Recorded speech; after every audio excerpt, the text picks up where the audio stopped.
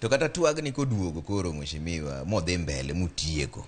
Report pod nyaku ket mana udakete tem nade dong pod nyaku dhi mana ir jatend piny Kenya koso udwaro nang'o kaber. To donge wambe wan gi jatendwa gini iluongo ni bipartisan. Emo mi winjo kwa wacho ni en gimi iluongo ni hybrid.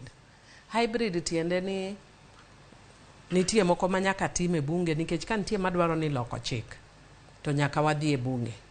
To ng'enyne itimo oko. To gimitimo oko tiende ni recognize ni wan gi jatendwa to gimbe gin gi jotendgi. Omiyo ok ni wabodhi ir jatendgi, wabodhi ir jotelo. Jotendgi gi jatendgi gi jatendwa. Emomiyo iluonge ni bipartisan talks. Matiende ni en kuotho e kind parties mopogore.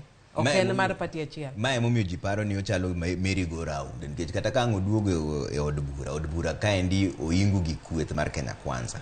Pod inyalo dhi tisigo gini gima gikelo no, gima kombi bipartisan committee okelo no kiko kale. Bas mane momi winjo koro iduogo e kuku wach. Ni ka wawuoyo to waneno ka onge gimiluongo ni political goodwill. Ma ok mokwongo mwatimo. Kendo kuom hawi maber an asebede kata moko in the past. Achiel kuom an asebede in the Constitutional Parliamentary Select Committee on the Constitution. Mano biro gi katiba manyien. Nwabedo ga kendo wawuoyo gi joka across. Kendo ne ni intense molo kata ma. To kama nitiere chuny mar loko kata mar dhi mbele. Inyalo neno. Ma nitie gima waluongo gi kisungu ni give and take. Ji oyie. Ng'ato kao ma to duoko ma. And that is there. Yeah? To margi ni ena ni kar tiendgi do nyaka dwachak en mana kar tiendgi.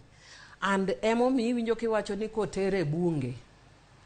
To ginyalo bedo gi numbers. Kane wan gi chuny mar loko chik sama ne wach nowuok e Kenya kama ne ji onegore 1200 to waloko katiba maloko tek.